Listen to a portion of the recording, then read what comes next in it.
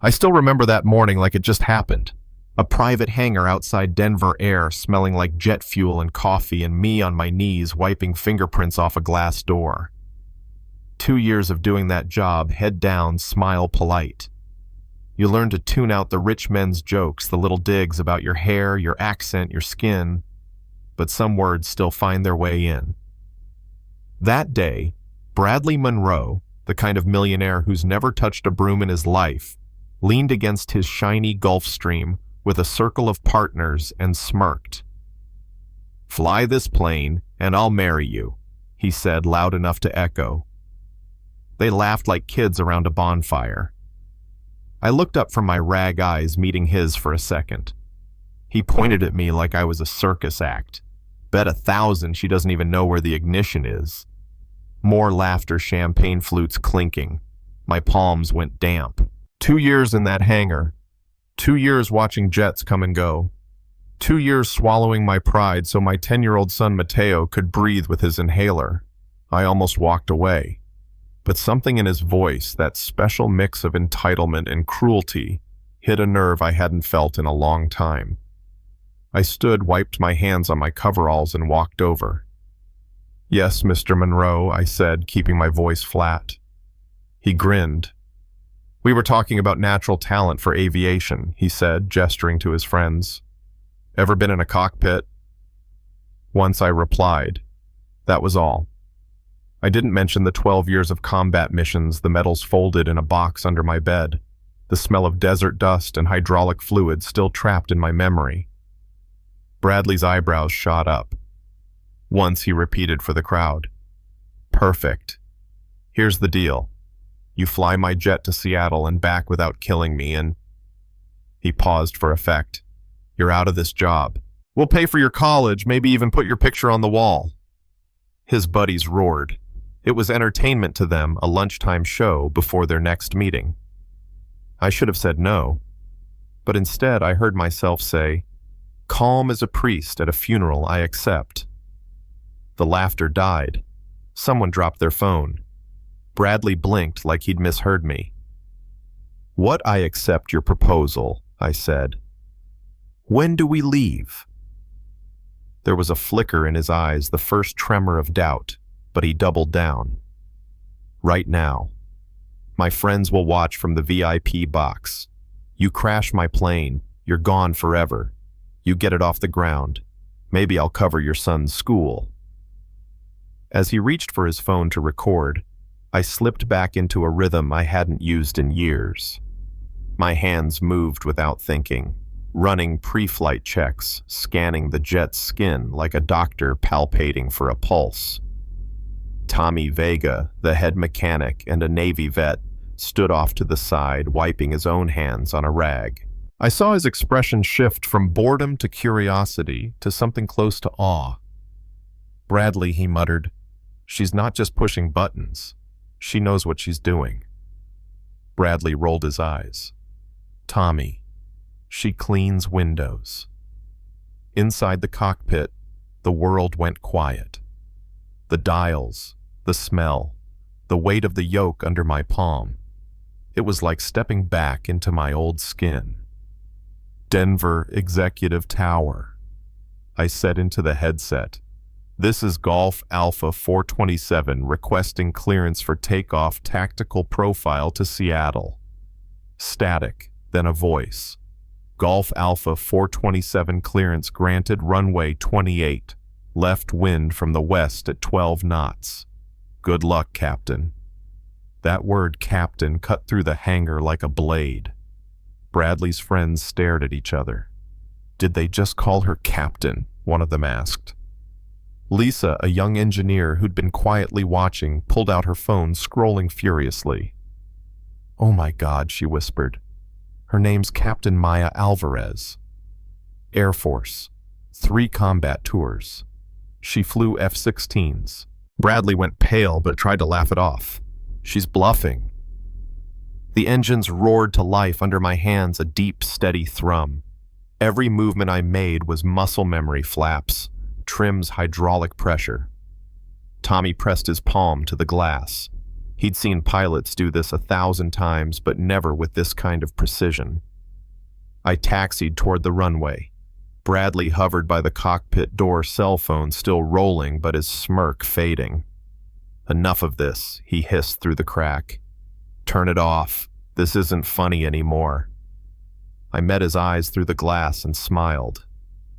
"Gentlemen," my voice echoed over the PA, "fasten your seatbelts. You're about to learn what happens when you underestimate the wrong person." Then I pushed the throttles forward. The jet leapt like a living thing. The takeoff was clean, smooth as silk. As Denver fell away below us, I eased the yoke, tilting into a climb that would have made my old commander proud. On the ground, employees poured out of the hangar to watch. Bradley's phone buzzed with notifications. The funny video was already blowing up online, but the comments weren't laughing anymore. "Imagine mocking a veteran," one said. "Plot twist, the cleaner has more flight hours than the CEO." At 35,000 feet, something shifted inside me. All the shame, the night scrubbing toilets, the comments about knowing my place, it burned off like fog under sunlight. I remembered who I was. Tommy's voice crackled in my headset. "Captain, you don't have to do this to prove anything." "I know," I said softly. "But they gave me an opening, and I'm taking it." Below, Bradley sat rigid, knuckles white on the armrests. "How the hell is she doing this?" he muttered. I executed a slow roll. Nothing dangerous, just enough to show control. Gasps echoed through the cabin. "Jesus Christ," one of his friends whispered. "She's flying an executive jet like it's a fighter." 17 minutes later, we touched down smoother than a feather on glass. Engines cooled, flaps retracted, silence returned. When I stepped out onto the tarmac, every employee in that hangar was waiting. Some clapped, some filmed, some just stared like they'd seen a ghost. Bradley stood there, jaw working, sweat on his forehead.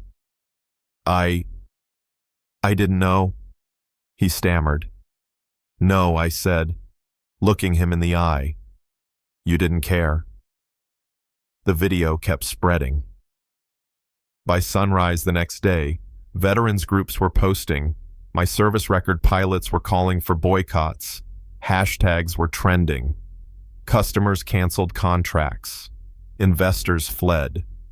Bradley's empire built on entitlement, and his father's money cracked in less than 24 hours. Me. I got a phone call from Horizon Air, Bradley's biggest competitor. Captain Alvarez, the CEO, said, "We've been looking for someone like you. We'd like you to head our special operations training program. Full salary, premium health insurance for your son, and an education fund that'll cover any university he wants." I took the meeting. 3 weeks later, I stood at a press conference, not in coveralls, but in a tailored Navy suit, a pin on my lapel. Cameras flashed. 2 years ago, I mopped floors to keep my son alive," I said. "Today, I'm honored to lead a team training the next generation of pilots. Honest work is never shameful. Arrogance is." A reporter asked if I was angry at Bradley Monroe. I smiled. He meant to humiliate me. Instead, he reminded me who I was. Bradley, meanwhile, was called into an emergency board meeting. His chairwoman didn't mince words. Contracts lost, market value down, reputation destroyed. Within a month, he was out, forced to sell his shares to cover the losses. Sometimes I see his face on business blogs trying to rebuild as a consultant. But I don't hate him.